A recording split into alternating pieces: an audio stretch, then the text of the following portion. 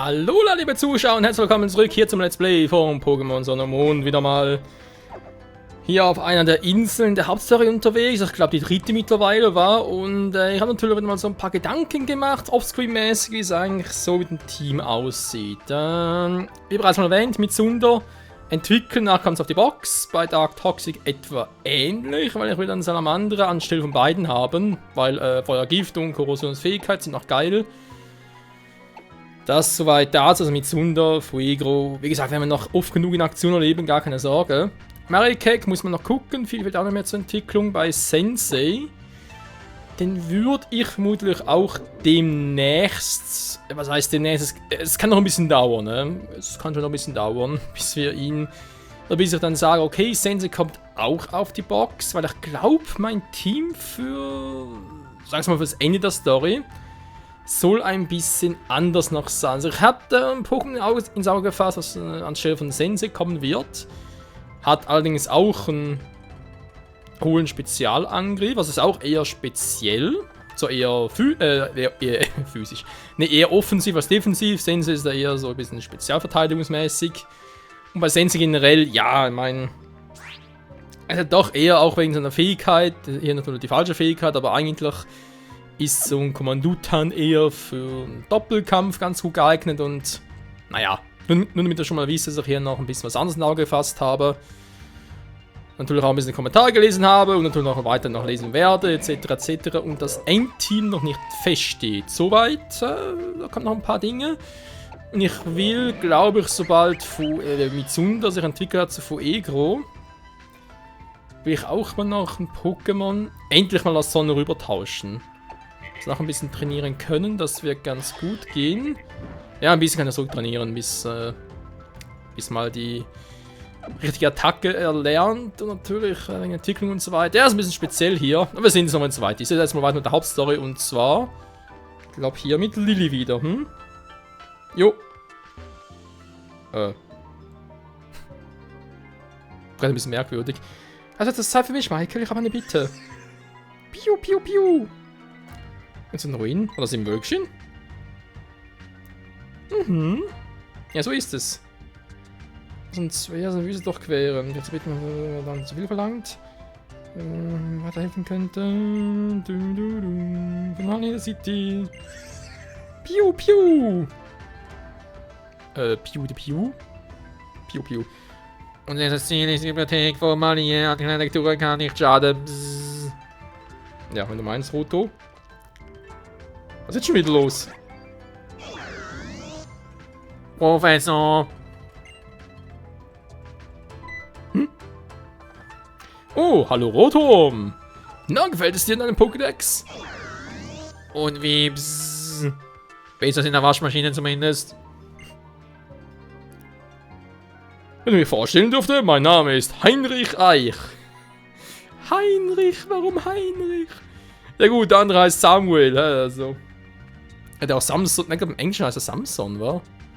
Egal, Heinrich Eich, ja gut. Warum auch nicht? Ich bin Pokémon-Forscher und untersuche die regionale Form der Pokémon in Alola. Michael, mich nicht irre? Kuko hat mir viel von dir erzählt. Rotom unterstütze diesen jungen Mann nach allen Kräften seiner Inselwanderschaft.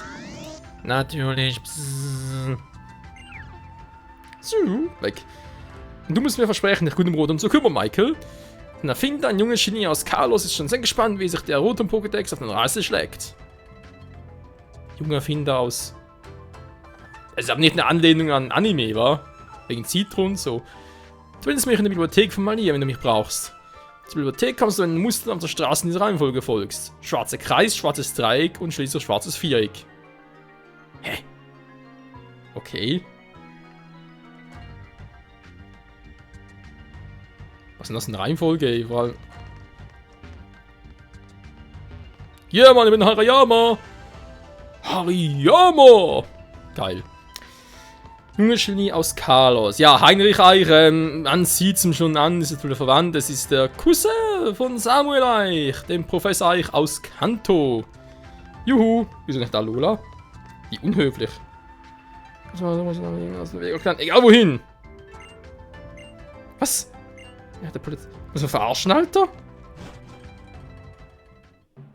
Na, ich komm trotzdem runter, cool.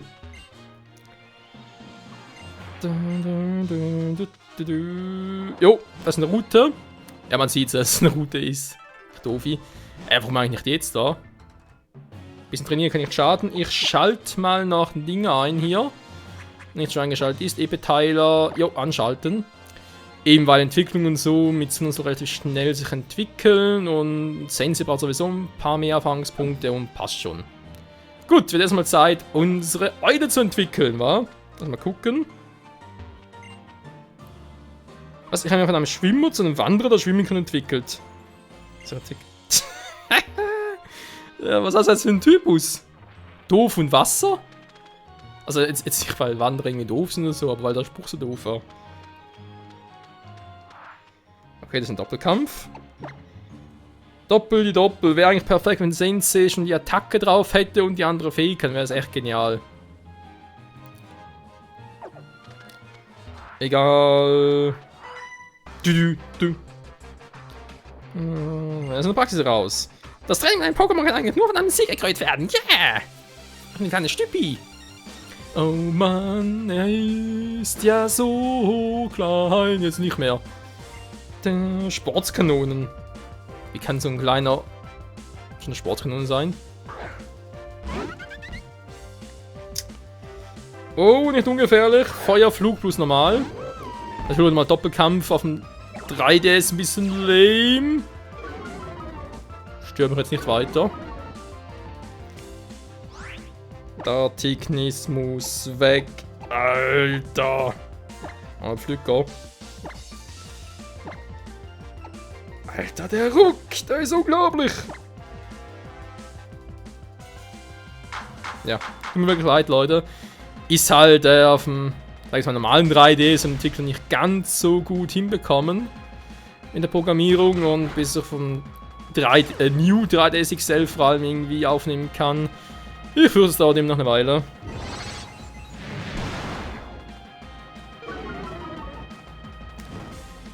Ach, Sensei, Sensei. Was mache ich bloß mit dir, Kumpel?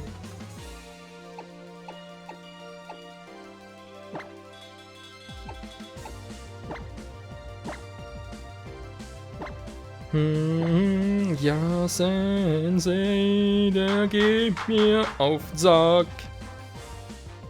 Schnabel! Aua!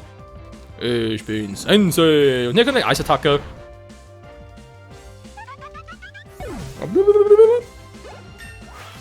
Ja, Mann, es wird Zeit, dass sich unsere Eule entwickelt. Und Sensei kriegt auch ein Level Up. Wie geil ist das denn, bitteschön? Sensei. Ja, unser armer Sensei, wa? Ich muss eigentlich echt ständig da Ränkeschmied einsetzen, damit es was bringt. Aber jetzt sowieso zu spät. Oh, warte mal. Den Bedroher-Intus, deswegen ja leicht geschwächt. Wenn ich das jetzt aber so mache, natürlich Durchbruch, weil es ein normal Pokémon.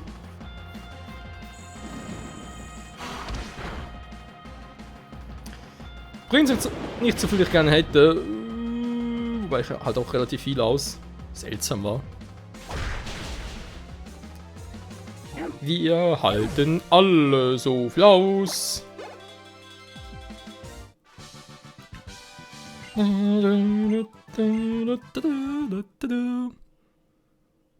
Es ist endlich soweit. Kaipora entwickelt sich. Kaipora. Shoshinka.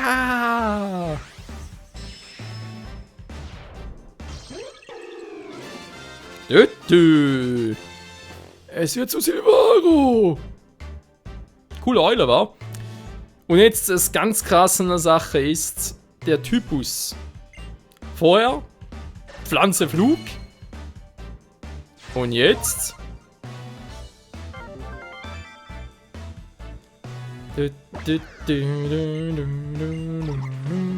es ist Pflanzengeist. Ist das geil oder was?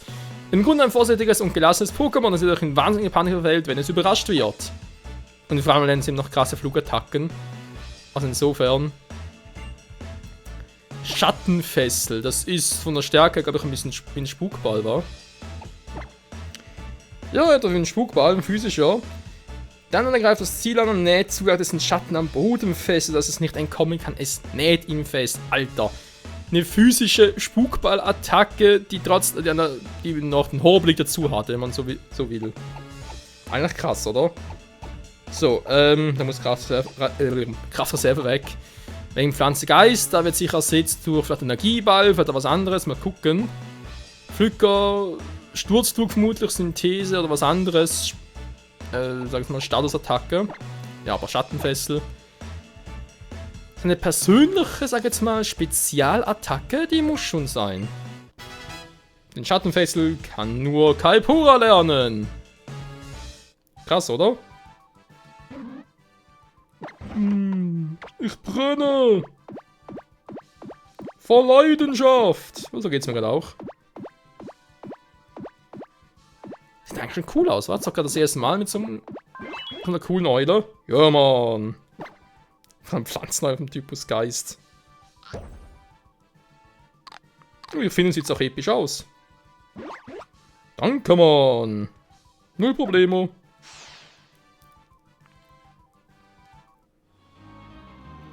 Kaipura, Mann, oh Mann, du. Schon krass, oder? So, regenerieren. Ich habe sicher noch irgendwo einen Supertrank. Ja, komm. So, ich würde sagen, nach 1-2 Kämpfen gucken, was es überhaupt so drauf hat, auch in einer Animation natürlich.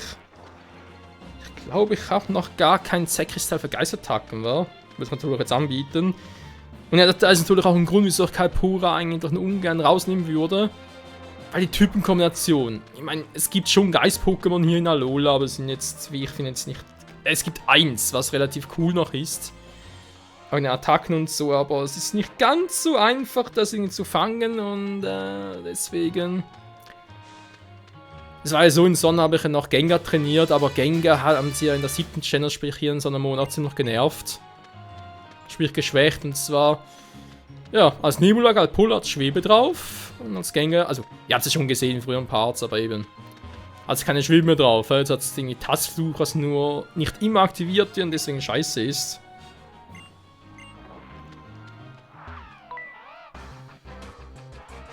Man will los, nicht machen es ernst, nur damit du das Bescheid weißt. Alles klar, Mann. Und ihm wohlgemerkt, hey, wir haben jetzt Typus Geist, das heißt, normale Attacken treffen es nicht mehr. Ja gut, natürlich habe ich jetzt halt eine Unlichtschwäche. Eine Geistschwäche aber jetzt auch noch eine neue zu bekommen. Dafür nur eine normale Eisschwäche, nicht eine doppelte. Das hat also eine Vor- und Nachteile. Toll. Und ausgerechnet natürlich, ja, wirkungslos, toll.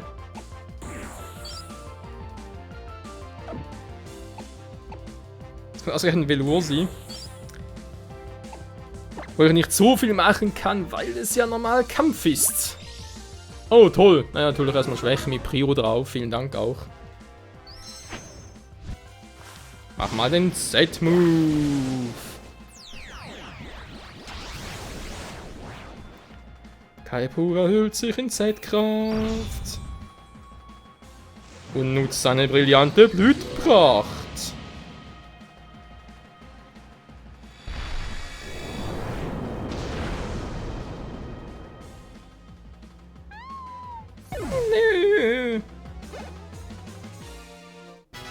Salamandra!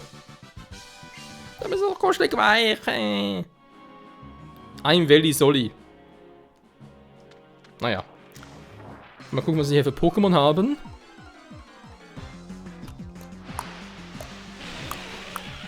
Ein Paras. Das ist jetzt nicht unbedingt was Krasses. Aber eigentlich perfekt, um mal die Schattenfessel vorzuführen.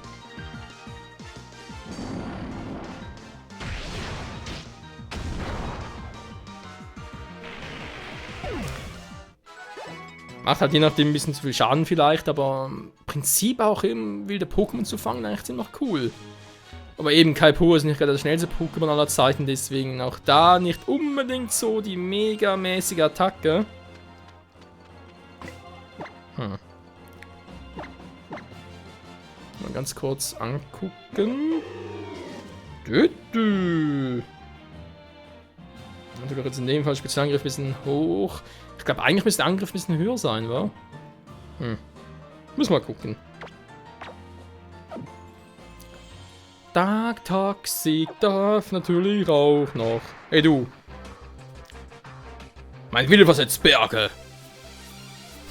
So ein doofer Spruch. Der trifft so selten zu, vor allem. Keigo. Cooler Name. Hariyama. Dark Toxic.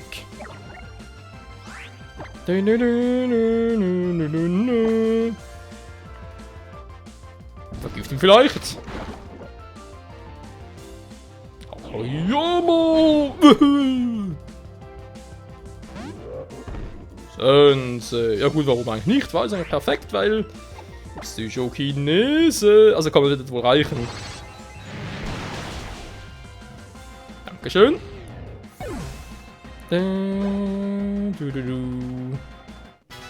Marikek. Nee. Der braucht schon Duplexi. Hallo? Mein Wille ist gebrochen. Wie ein Berg oder was? Egal. Ja, so schnell kannst du mit dem Willen.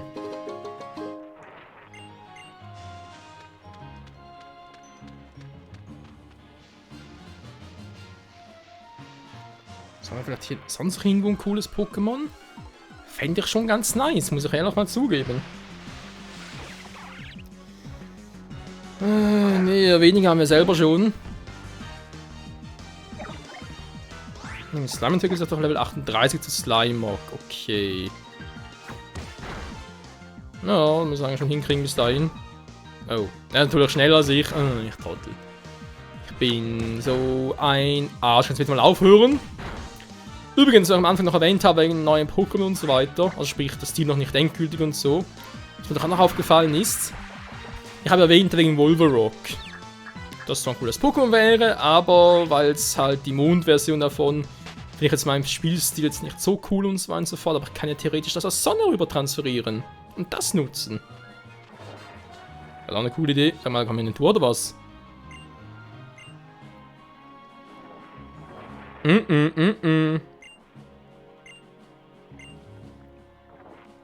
Toll. Sicher so vom Typ Elektro fehlt noch. Schöne Scheiße, wa? Da ist ein Item versteckt. Mangospektor.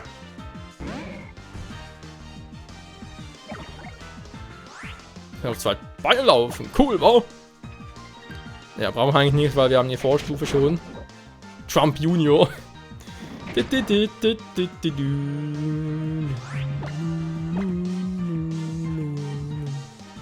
Verschwinde, Mann! Ich will eine scheiß Mauer nicht. Ja, er wehrt die Attacke ab. Dark Toxic, Mann. Geduld. Ich hab viel Geduld. Für 4 Jahre, Mann. Nö. Fährt er vor aus dem Amt. So. Genug Anspielung in den Raum gemacht. 30. Sehr schön. Salamandra. Nein, kein Duplex-Hit. Du brauchst das nicht. Ja gut, wenn das so ist, wir finden hier offenbar nichts Intelligentes. Keine intelligenten Lebensformen. Das heißt, oder kann ich jetzt gegen dich antreten? Nö. Aber da hat irgendwie so einen Routenchamp so in der Art. Naja. Also, wenn wir mal Lilly helfen, in die Bibliothek zu gelangen, das müsste doch eigentlich relativ machbar sein. Und das hier, Spielcasino? Hallo? So.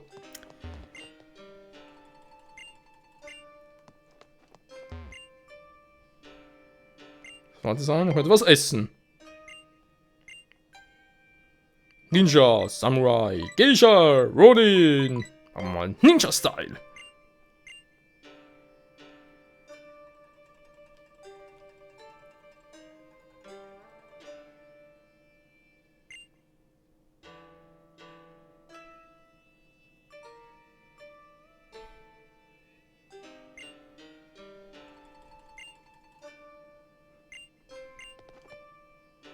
Lecker Schmecker. Vielen Dank, Mann. Danke selbst. Viel Freude damit. Danke, Mann. Boah, Herzschuppen, krass. Ja, das ist interessant, was man hier alles machen kann. Im Sushi-Wok. Welches Gericht bloß? Das ist die Preisfrage. So ein Quatsch, ey.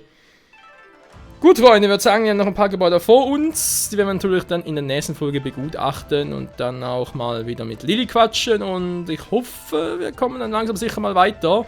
Ich meine, können es jetzt schon theoretisch versuchen, aber 100 geht es noch gar nicht. Und zwar zur Prüfung des Typus Elektro, wa? Mal schauen, mal schauen. In diesem Sinne, danke fürs Zusehen und bis zum nächsten Mal. Ciao zusammen.